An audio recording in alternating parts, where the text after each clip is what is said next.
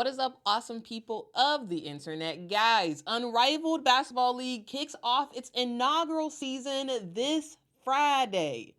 Finally, it is here, and there is a lot to unpack before the games begin. So, just like I did with the WNBA free agency video, side note, if you did not watch that, make sure to watch that. Also, share that with a friend, please, and thank you. Okay, in this video, we are going to be doing a frequently asked questions around Unrivaled. So, let's dive in.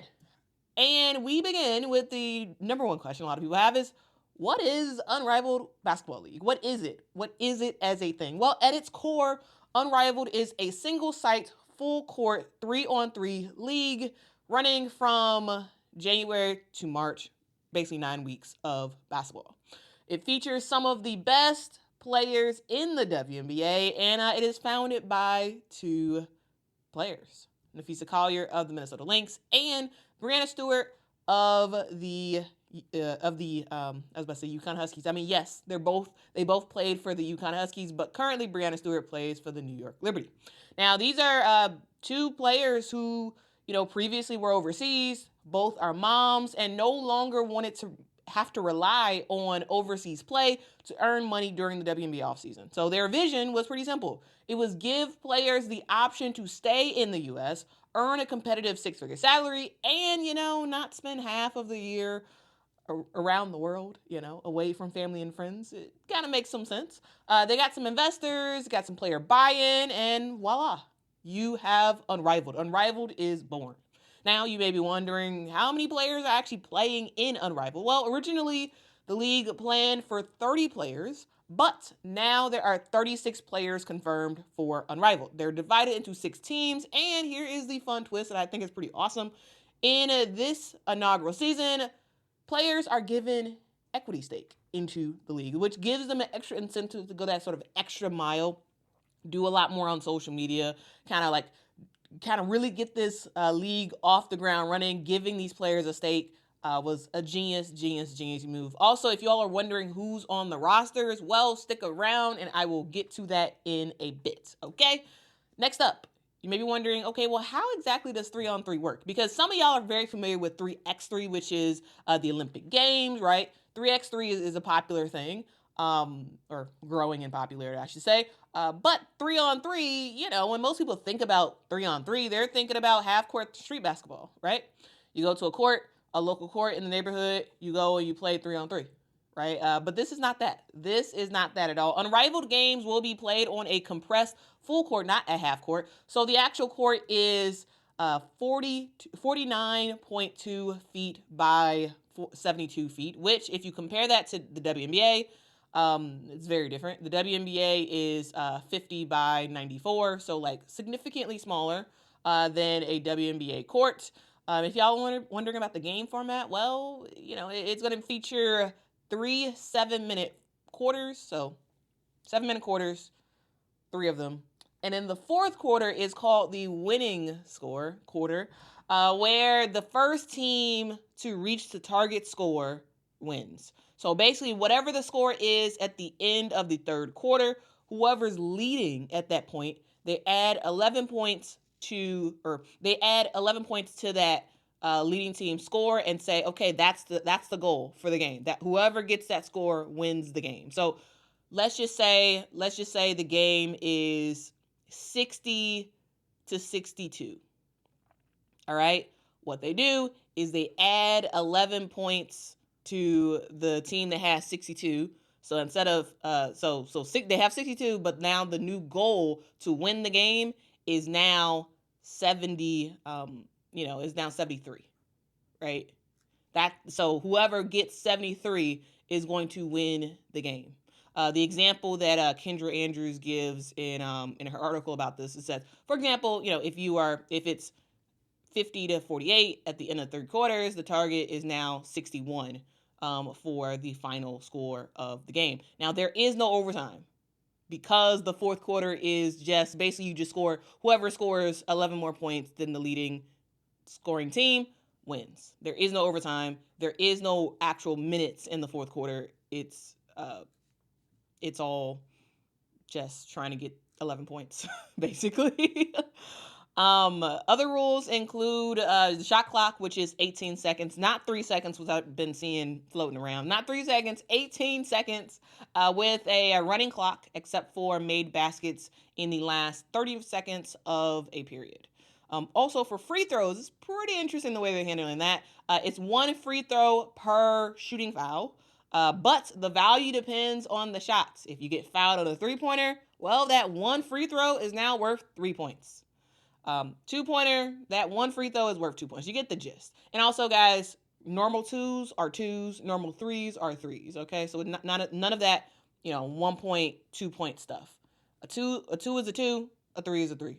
Normal 2s and normal 3s. So that's something that we can look forward to in 3-on-3. Also, in terms of fouls, players can have up to 6 fouls per game, which to me is a lot for a short game like what we're going to see in 3-on-3. 6 fouls seems to be a lot. But a thing to note is that if you get 6 fouls, you're fouled out. But if your team actually only has 3 players left, when someone fouls out, they don't actually foul out. They actually stay in the game, and then their fouls become technicals. So, let's say you're on the Lunar Owls. 3 people are already out of the game. Maybe they're injured. Maybe they're away. Something's going on. You have 3 people left. 1 player gets fouled out, gets their 6th foul. They're not going to the bench. They're staying in the game, and they're going to try their best not to foul because each foul they have after that point is going to be a technical for the other team. So hopefully that does make sense. And again, guys, if y'all have questions, ask me in the comments, and I will try my best to answer it. Thank you very much. Okay, so one other aspect that I actually think is pretty cool around 3-on-3 is a one-on-one tournament. So y'all may have heard about this one-on-one tournament, and you may be confused about it. Like, what exactly is this one-on-one tournament? Well, it's sort of like a midpoint season break of sorts. It's not really an all-star game, but like I kind of view it as like all-star vibes. From February the 10th through the 14th, Unrivaled is going to be switching gears and doing a winners take all one-on-one tournament. The winner of that tournament gets $250,000, and their teammates who didn't even participate in the competition will pocket $10,000. Like, guys, can you just imagine? Like, man, wouldn't it be so fun to just be on the team, just be one in the number? And then you get $10,000 for your teammate, winning a competition. Man, like that's goals for me. That'd be cool. Very, very much wishful thinking on my part, but it sounds pretty awesome. Now, you all may be actually wondering now, okay, well, now that we know about the 1v1 tournament and how much players are getting, well, how much are they getting paid in general to participate in Unrivaled for the first season? Well, salaries vary and are negotiated individually, but Unrivaled does claim an average salary of $222,222, which is the highest in women's sports history, which is kind of cool. For context, guys, the WNBA's max salary for 2025 is $214,466, and many players actually earn under $125K. So the average salary for Unrivaled is just already changing the game of women's basketball in America. So with that huge salary, you may be wondering, okay, well, how in the world is this league funded? How are they able to pay these players so much money? Well, money, connections, and more money. Unrivaled raised $35 million in December with backing from Warner Brothers Discovery, which is the media partner for Unrivaled. They got a lot of the who's who of the basketball world, of the entertainment world, also join in as investors. Plus, they have sponsorships from State Farm, Icy Hot, Sephora, Miller Lite, Under Armour, and so many more. So there's where the money comes from. Now, how does this all fit with the WNBA? Well, a thing to remember is that Unrivaled is not competing with the WNBA. Not at all, because Unrivaled is 3-on-3, and the WNBA is traditional 5-on-5 women's basketball. I see Unrivaled more as a complementary thing than anything else. The WNBA season runs from May to October, and historically, players would spend the rest of the year overseas. They would, immediately after their season is over, for the most part, players would be going overseas, going to China, going to Australia, going to Europe, and getting and playing for a team there for a while until the WNBA season is about to start, and then they come back and then they do it all over again. There's players who literally play year round, getting about a week or so break between leagues if possible. Like, it's not much of a break. And Athletes Unlimited was created in America to sort of give players a U.S. based option instead of going overseas. But the salaries are lower for Athletes Unlimited, and the competition isn't as fierce as what some would face going overseas. Unrivaled kind of fills that gap, offering top tier pay and a competitive platform. And plus, this January through March schedule gives players rest before and after the WNBA season, which in the long run, I think, could help reduce long-term injuries because you're not playing all year round. You are getting a bit of a break in between. Now, will Unrivaled affect WNBA free agency? Well, absolutely. When you put 36 of the top players in the WNBA in one place, conversations happen. Players are trying to recruit other players. Players are learning about different benefits that other teams get that they may not have known about. Already, we've heard from Alyssa Thomas, who has voiced frustrations about the Connecticut Sun facilities, right? We've heard Satou Sabally announce that she is no longer going to be a Dallas Wing, and she's working with the Wings to sort of leave the team and go somewhere else. And Unrivaled's president, Alex Basil, also Nafisa Collier's husband, he kind of put it best by saying the men, aka the NBA, have this kind of leverage and platform to talk about where they want to go. You're going to see that more consistently within the WNBA, and Unrivaled is going to be kind of on the forefront in a sense, kind of helping to spur that along. So, translation, Unrivaled's going to shake some things up when it comes to WNBA free agency. So you better, again, as I said yesterday, buckle up, Buttercup. This is about to be a fun ride. So you may be wondering, okay, I know all this random information, but who is actually participating in Unrivaled? Well, let's break it down. So for the Laces Basketball Club, we have their head coach as Andrew Wade, and the team features Stephanie Dolson from the Washington Mystics, Tiffany Hayes from the Aces, Kate Martin from the Valkyries, Kayla McBride from the Lynx, Alyssa Thomas from the Sun, and Jackie Young from the Aces. For the Lunar Owls, we have DJ Sackman as the head coach. Shakira Austin is playing from the Washington Mystics. Cameron Brink is on the team as well for the LA Sparks, but a thing to note is that Cameron Brink will miss the 2025 season. She's been hanging out with the team, but she will not play.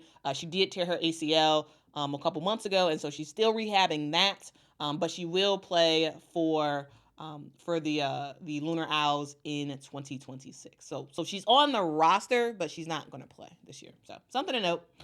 We also have Nafisa Collier with the Minnesota Lynx, Skylar Diggins-Smith from the Seattle Storm, Alicia Gray from the Atlanta Dream, and Courtney Williams with the Minnesota Lynx. All right, moving on to Mist Basketball Club. We got Phil Handy as the head coach. And on the team, we have Dejanay Carrington from the Connecticut Sun, Aaliyah Edwards from the Mystics, Rakia Jackson from the Sparks, Jewel Lloyd from the Storm, Brianna Stewart from the Liberty, and Courtney Vandersloot also from the Liberty.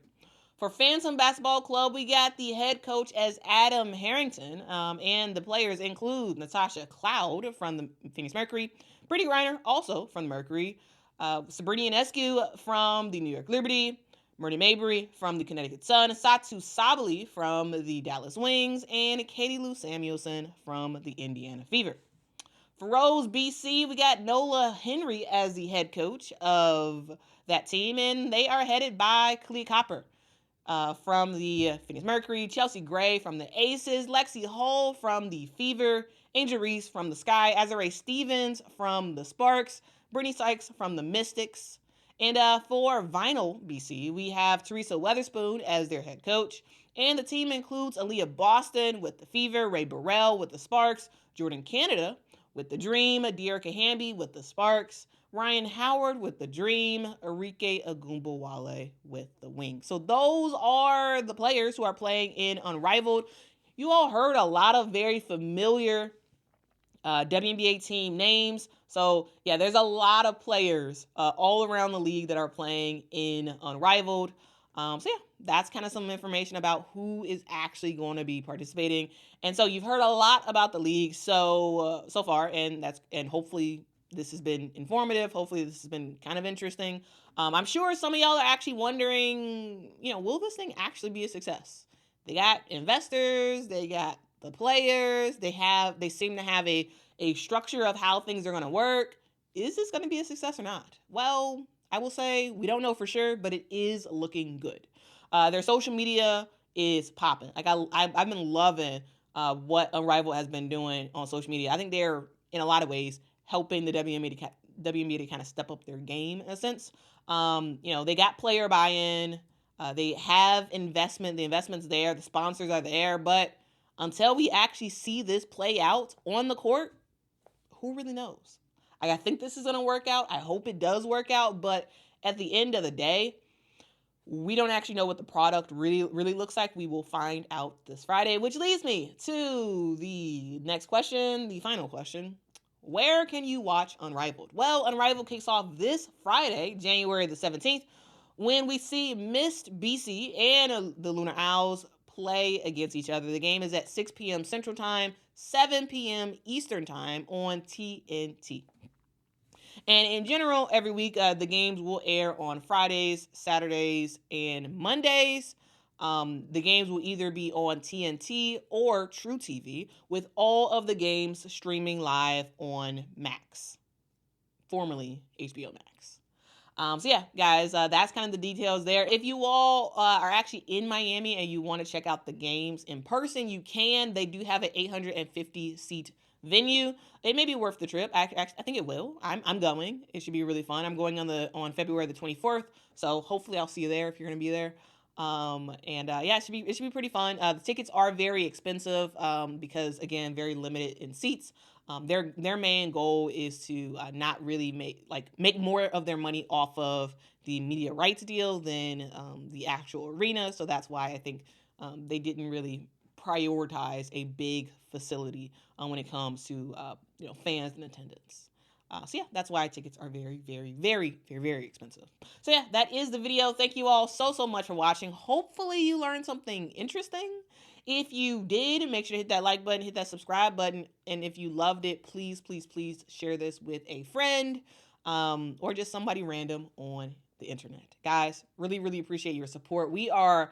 This channel is been running for a while now, and we are just kicking it into full gear with just all of the awesome coverage. So make sure to come right back here on Friday in advance of Unrivaled's kickoff. I will be doing a live stream that entire night as we go through both of the games that happen on Friday. I'll also be streaming the first 2 weeks of Unrivaled games. So we can do a watch and talk as we watch through those games. So if y'all are interested in that, make sure to join me here. Guys, appreciate you, love you, and I will see y'all in the next one time. What? Anyway, see y'all in the next one. Bye.